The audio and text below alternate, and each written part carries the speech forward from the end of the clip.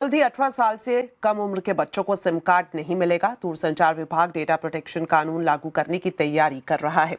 इसके तहत सिम देने के लिए माता पिता की मंजूरी जरूरी होगी। पूरी खबर बता रहे हैं संवाददाता असीम मनचंदा। आजकल टीनेजर बहुत जल्दी ही मोबाइल का इस्तेमाल करने की शुरुआत कर देते हैं। 16 साल तक पहुंचते ही अपने नाम पर सिम कार्ड ले लेते हैं।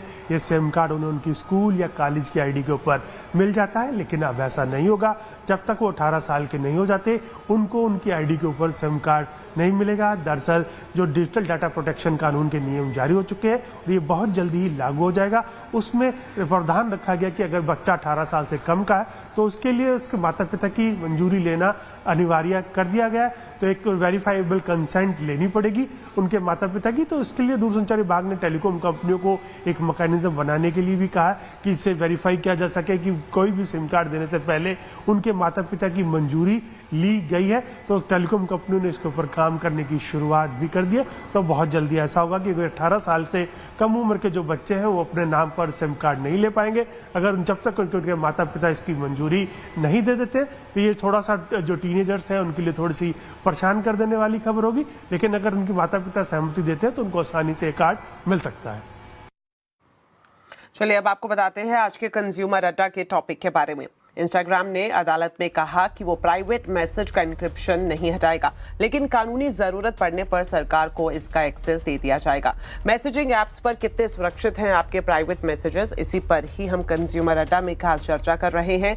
शाम 5:57 पर जरूर देखें।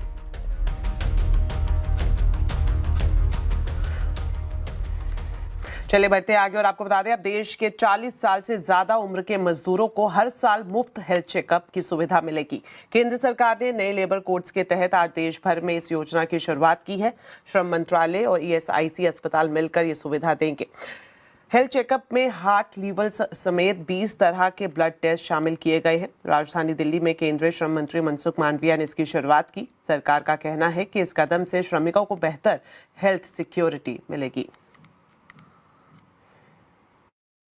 जो हमारे ESIC के कामगार हैं जिनका हम कंट्रीब्यूशन हम लेते हैं, वो ESIC के कामगार हैं, उनका तो एनुअल हेल्थ चेकअप का जिम्मेदारी हम उठा रहे हैं। और उनको हमारे जितने ESIC के अस्पताल हैं, ESIS के अस्पताल हैं, उनके साथ जो फैक्ट्रीज की है मैपिंग कर ली गई है। तो जो फैक्ट्रियाँ उनके 20 किलोमीटर के दायरे में आती हैं या जो भी एस्टेब्लिशमेंट 20 किलोमीटर के दायरे में आती हैं, उनको कॉन्टैक्ट करके उनसे 40 के ऊपर वाले जो वर्कर्स हैं उनकी लिस्ट मांगी जा रही है। और उस लिस्ट को लेने के बाद हम हर महीने का एक रोस्टर बनाएंगे।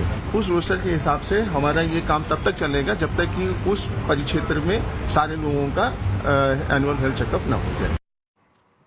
अब आपको बताते हैं आज के आवाज अड्डा के टॉपिक के बारे में। बंगाल में सियासी खूनी खेला पर ही आज हम चर्चा कर रहे हैं। जरूर देखिए शाम 7:57 पर।